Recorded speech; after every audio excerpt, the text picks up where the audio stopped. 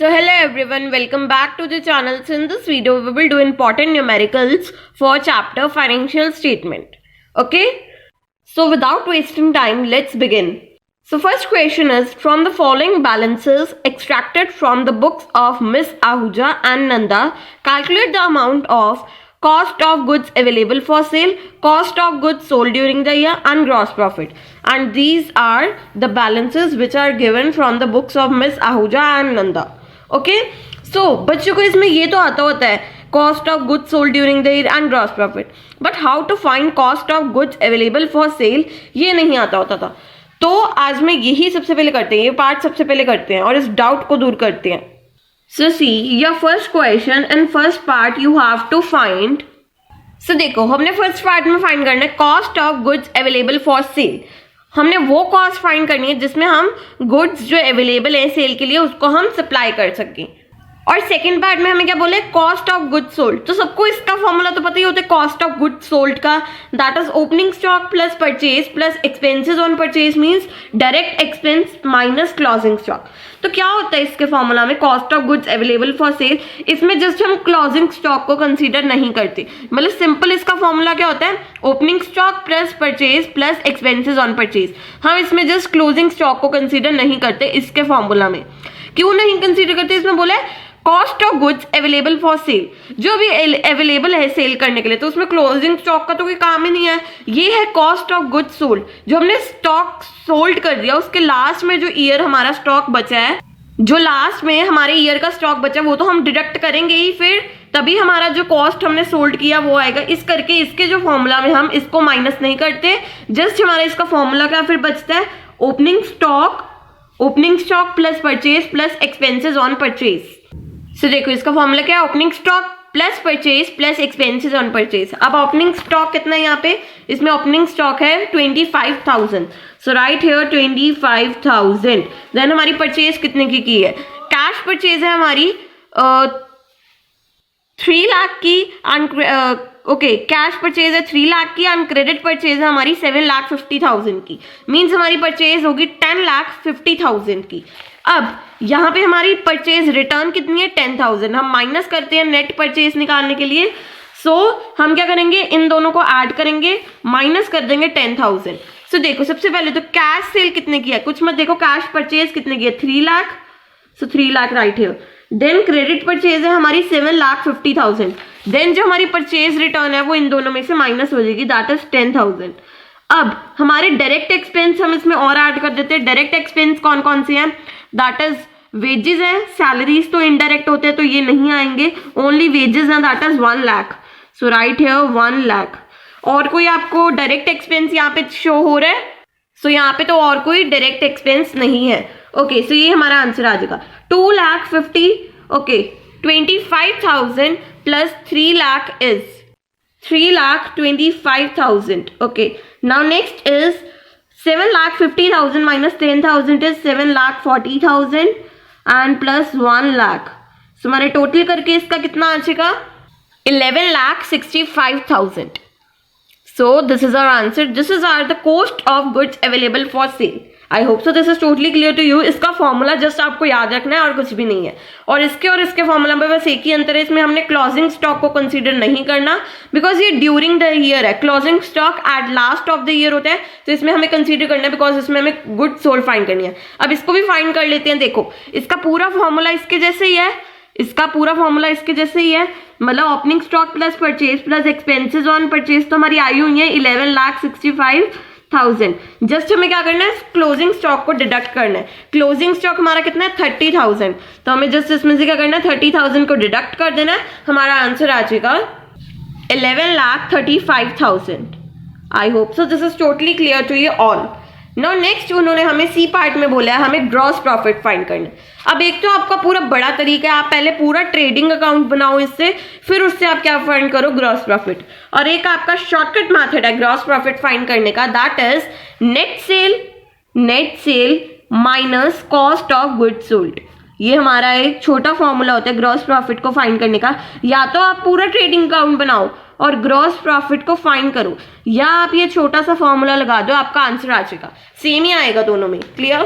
सो देखो इसमें net cell कितनी होएगी, नेट सेल क्या होता है सेल माइनस सेल रिटर्न, ये होती है हमारी नेट रिटर्न, मतलब नेट सेल होती है sale minus sale return minus cost of goods sold, clear, is equal to, ये हमारी क्या आ जाएगी, gross profit. I am writing your short form. So सबसे पहले हमारी सेल कितने की है, यहां से देख लेते हैं हम हमारी सेल कितने की है। Credit sale and cash sale दोनों को मिला के कितने हैं, 16 lakh. And then sale return अगर हम माइनस कर दे तो 16 lakh minus 50,000 is, so let's write here 16 lakh है हमारी सेल, 16 लाख की है। हमने कैश सेल और क्रेडिट सेल दोनों को ऐड कर देना है एंड सेल रिटर्न हमारी है 50,000 की, इसको सब्ट्रैक्ट कर देंगे minus cost of goods sold हमारी आ गई 35,000। देन ये हमारी आगे ग्रॉस प्रॉफिट, अब इसको सब्ट्रैक्ट कर देते हैं, ये हो जाएगा 15,50,000 एंड देन माइनस 11,35,000, ये आ जाएगा 4,15,000। सो ये हमारी सिंपल आ गई ग्रॉस प्रॉफिट। आई होप सो आपको क्लियर हो गए होंगे तीनों parts. Let's recap it fast. उन्होंने हमें बोला था हमें ये 3 पार्ट्स फाइंड करने, cost of goods available for cell. So cost of goods available for sale हमने सिंपल फॉर्मूला लगा दिया, opening stock plus purchase plus expenses on purchase. Next हमने फाइंड करना था कॉस्ट ऑफ गुड्स सोल्ड, उसमें just हमें closing stock से minus करना था इसी को, तो हमने ये भी कर लिया। ग्रॉस प्रॉफिट करने के 2 वेज है, या तो आप इसका पूरा ट्रेडिंग अकाउंट बनाओ, बड़ा सारा बहुत लंबा प्रोसेस है वो, आप पूरा ट्रेडिंग अकाउंट बनाओ, या तो आप सिंपल नेट सेल में से इसको माइनस कर दो। तो ये शॉर्ट फॉर्मूला होता है ग्रॉस प्रॉफिट का। अगर आपको ये पता है तो आप ये क्वेश्चन इजीली सॉल्व कर सकते थे, और you have to do it fully, means फिर आप ये भी गलती कभी कभी कर देते हो, ट्रेडिंग अकाउंट में कभी भी सैलरीज नहीं आती, ट्रेडिंग अकाउंट में ओनली क्या आता है, डायरेक्ट एक्सपेंस आता है, क्लियर। अगर आप ट्रेडिंग अकाउंट बनाओगे तो आपको क्या क्या नहीं डालना उसमें ओपनिंग स्टॉक डालना है, परचेज भी डालनी है, सारा कुछ डालना है, बस सैलरीज नहीं डालना। ये उन्होंने हमें कंफ्यूज करने के लिए दिया हुआ है, clear. Now let's move to second question. Second question is calculate the net sale and gross profit from the following informations. तो अब देखो इसमें हमारे फॉर्मूलाज कौन कौन से लगेंगे। इसमें हमारा एक फॉर्मूला लगेगा कॉस्ट ऑफ गुड्स सोल्ड का, एक हमारा लगेगा ग्रॉस प्रॉफिट का। बस ये 2 फॉर्मूले से हमारा एक क्वेश्चन अच्छी तरह हो जाएगा। सो देखते हैं दोनों formula. So put here second question. वैसे तो आपने दोनों फॉर्मूले किए ही हुए हैं अभी यहाँ पे।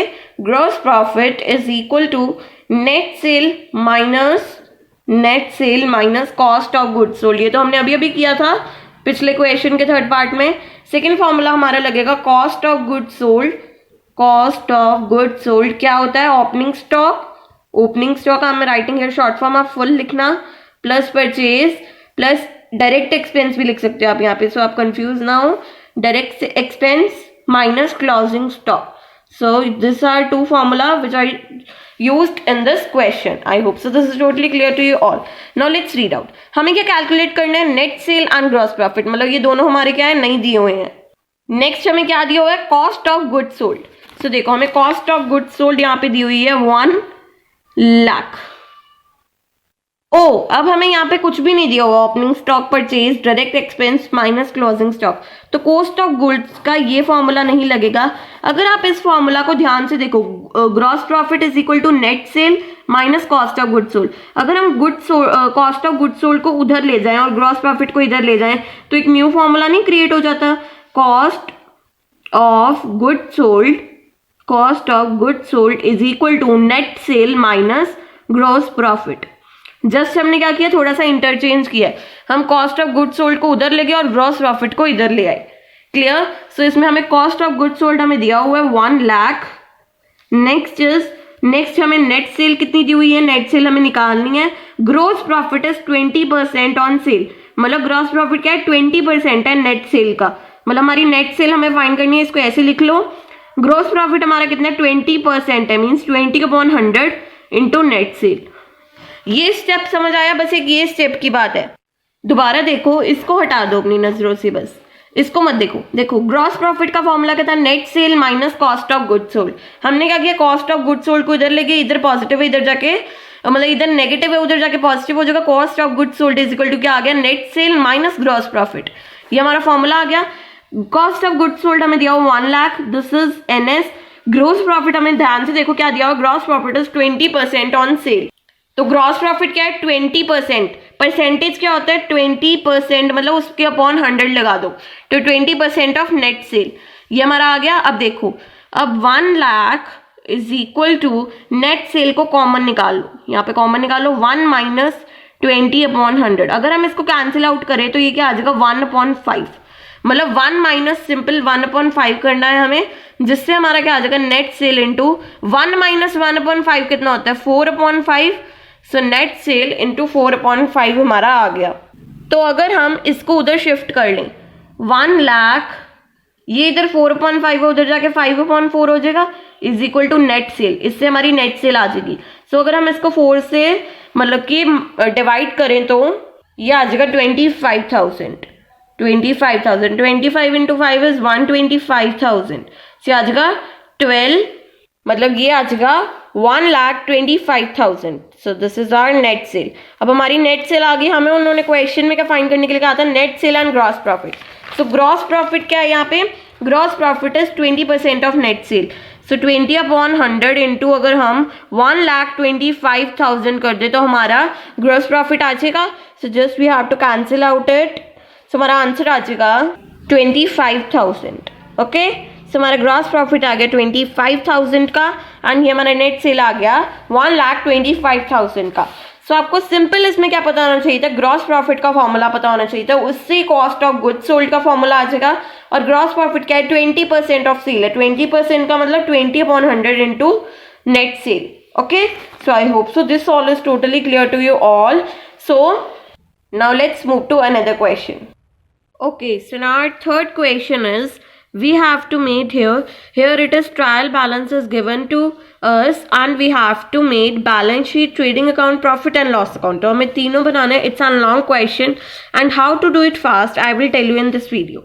Okay, so the trial balance of Manoj Chawla on 31st March 2019 revealed the following balances। So here balances is given, this is our debit balance and these are our credit balances। First is your opening stock. अब आप इस question को solve कैसे करोगे, how to do this question very fast.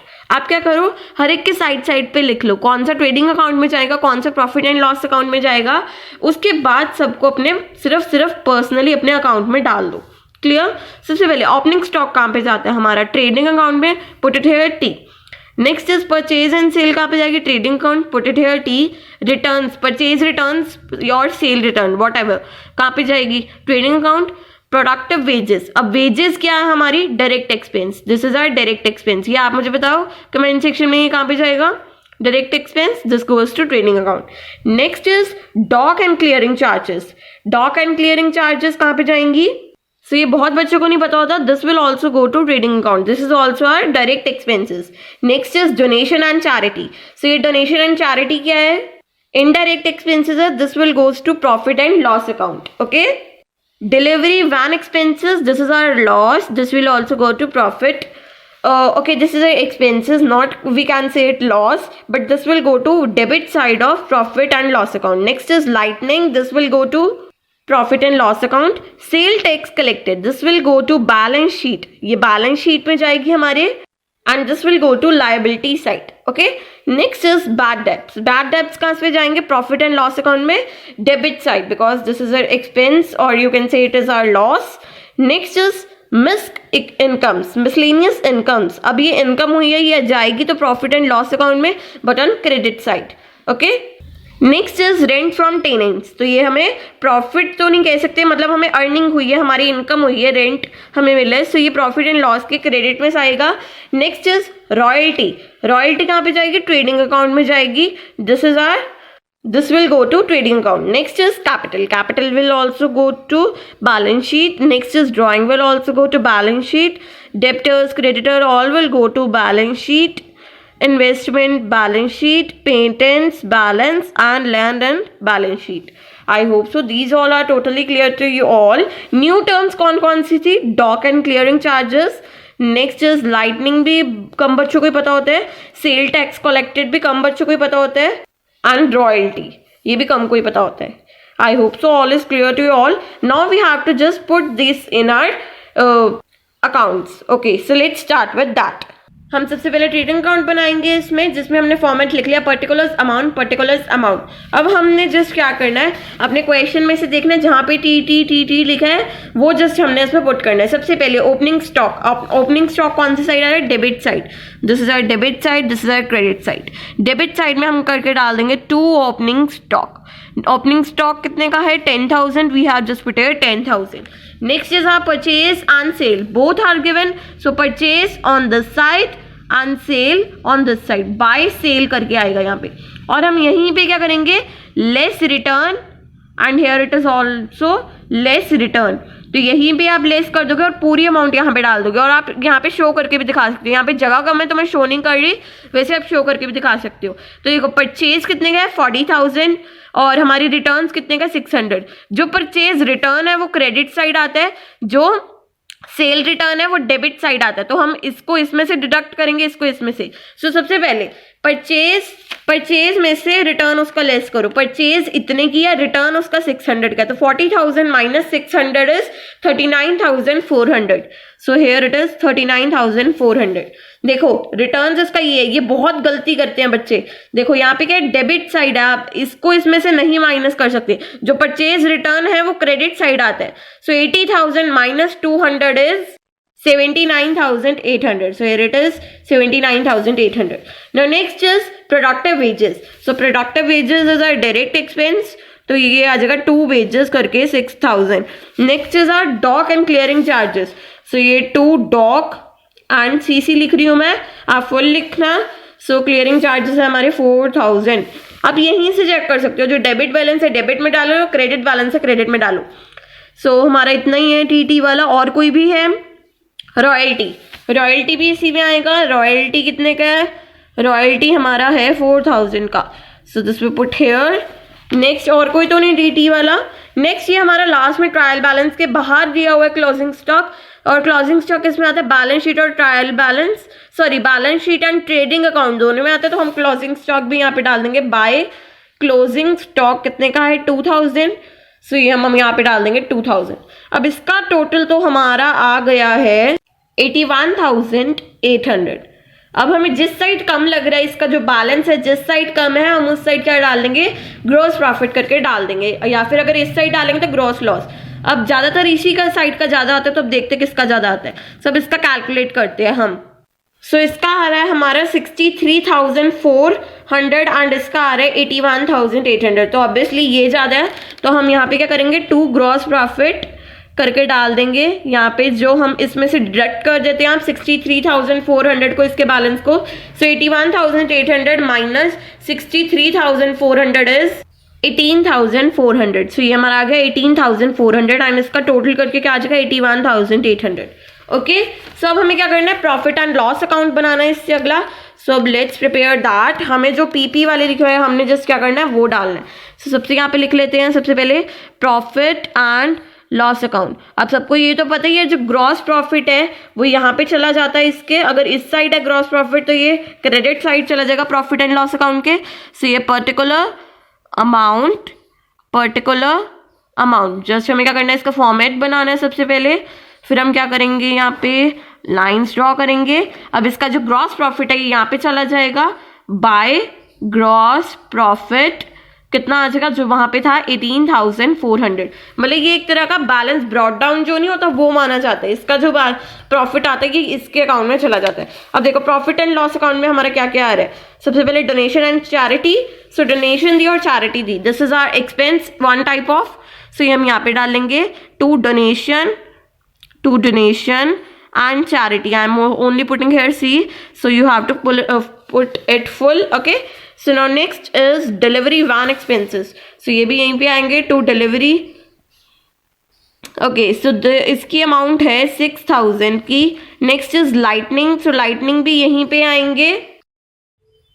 So to lightning, यहाँ पे कितनी amount लिखी हुई है लाइटनिंग की 500। So you have to put here 500। So अब नेक्स्ट आ गया लाइटनिंग भी हो गया। Next is bad debts. Bad debts भी इसी साइड आएंगे because it is also loss, तो वो भी हमारे डेबिट साइड आएंगे। एंड बैड डेट्स हमारे कितने के कहाँ गए, ये रही 600 के। नेक्स्ट इज बैड डेब्ट्स के बाद क्या है अब हमारा मिस्क इनकम्स। अब मिस्क इनकम्स कौन सी आएंगी, क्रेडिट साइड आएंगी by misc incomes why? Because this is a profit, मतलब इनकम है, प्रॉफिट नहीं कह सकते। हमारी इनकम कौन सी साइड आती है? Credit side. So this is 6000 and next is rent from tenants. This is our one type of income. So rent from tenants, I am putting here T only, you have to put it full. So this is 2000. next is royalty, तो हमारा वहाँ आ गया, बाकी सारा भी balance sheet का है। So only ये हमारे आगे। अब हमें क्या करना है? टू नेट प्रॉफिट करके या टू नेट लॉस करके यहाँ पे डालना है। सो देखते किसका वो बैलेंस ज्यादा बड़ा है। अब सामने से ही पता लग रहा है इसका बैलेंस ज्यादा बड़ा है, तो हम यहाँ पे डालेंगे टू नेट प्रॉफिट जितना आएगा। सो इसका टोटल क्या आ रहा है? 18,400 प्लस 6,000 प्लस 2,000 इज 26,400। अब हमें इसका टोटल करना है और इसमें से माइनस करना है। इसका टोटल आ रहा है 7700। जब हम इसमें से इसको डिडक्ट करेंगे तो हमारा नेट प्रॉफिट आ जाएगा 18,700। सो हमारा प्रॉफिट एंड लॉस अकाउंट भी बन गया। हमने जस्ट अब क्या करना है? बैलेंस शीट को प्रिपेयर करना है। जहां जहां बी लिखा है जस्ट हमें अब वो पुट करनी है। So let's do that. So देखो बैलेंस शीट में यहाँ पे आके क्या हो जाता है? उल्टा हो जाता है। जो हमारी एसेट साइड होती है वो ये होती है और जो हमारी लायबिलिटी साइड होती है वो ये होती है। मतलब जो डेबिट होता है वो क्रेडिट हो जाता है, जो क्रेडिट होता है वो डेबिट हो जाता है। सो यहाँ पे क्या आ जाएगा? Liabilities. Next column is amount, next is assets and next is amount. So इसमें जो डेबिट साइड हो जाती है वो क्रेडिट हो जाती है, जो क्रेडिट वो डेबिट। अब देखो सबसे पहले हमें क्या करना है? सबसे पहले ये हमारा मोटिव क्या होता है? यहाँ पे कैपिटल, उसमें हम ऐड करेंगे नेट प्रॉफिट जो भी पीछे से आएगा हमारा। उसके बाद हम उसमें से डिडक्ट कर देंगे, क्या करेंगे? ड्राइंग्स माइनस कर देंगे। सो सबसे पहले हमारी कैपिटल कितने की है? अब यहाँ पे कैपिटल है हमारी 40,000 की। So just right here 40,000। पीछे से नेट प्रॉफिट हमारा 18,700। इन दोनों को ऐड करना है, इसमें से डिडक्ट क्या करना है? ड्राइंग्स हमारी कितने की है? 2,000 की। सो इसका टोटल हमें यहाँ पे लिख देना है।